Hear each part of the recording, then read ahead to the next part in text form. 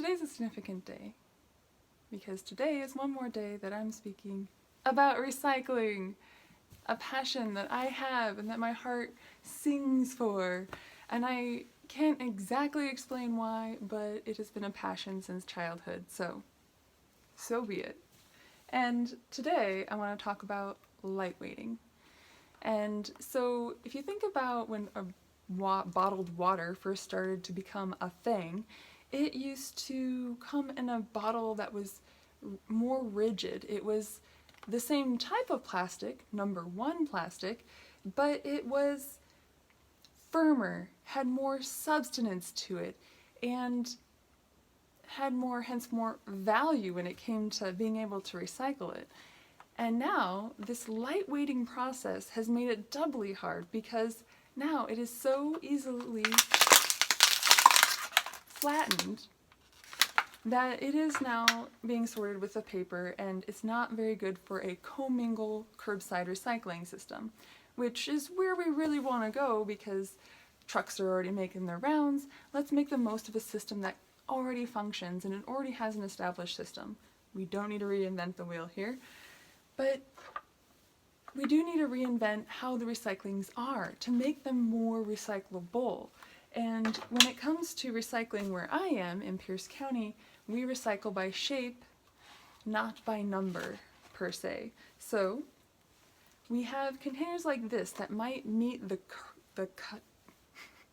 it's a tub.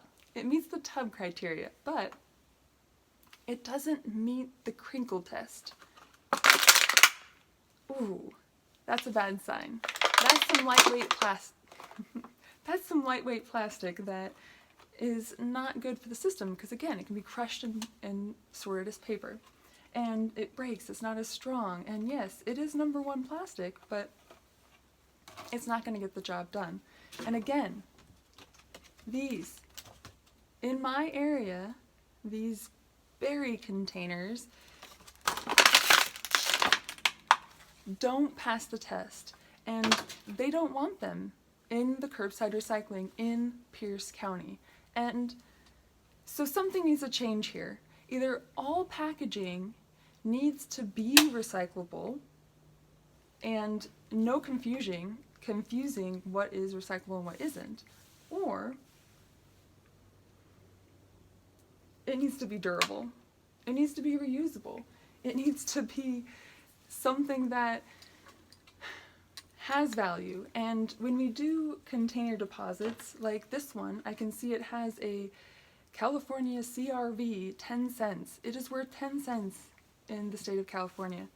When we do all containers with deposits, then we ensure that they stay in the loop.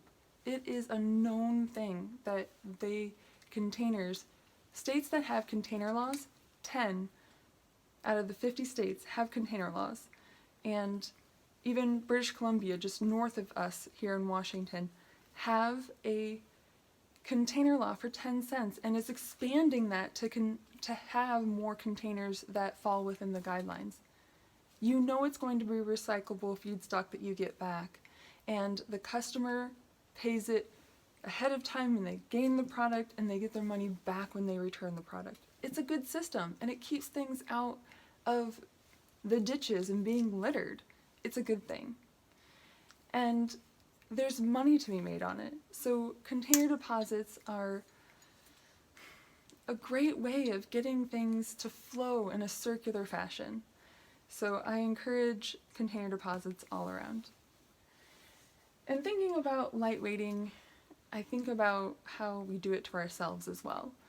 How we bypass our emotions and who we really are and what we really feel. And that's kind of at the heart of all that's going on here with this climate action. We're upset. We're tired of this same issue being spoken in fear.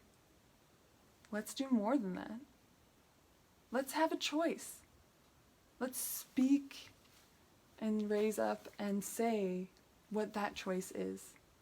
We only have today, and let's leave the future generations with more, not less.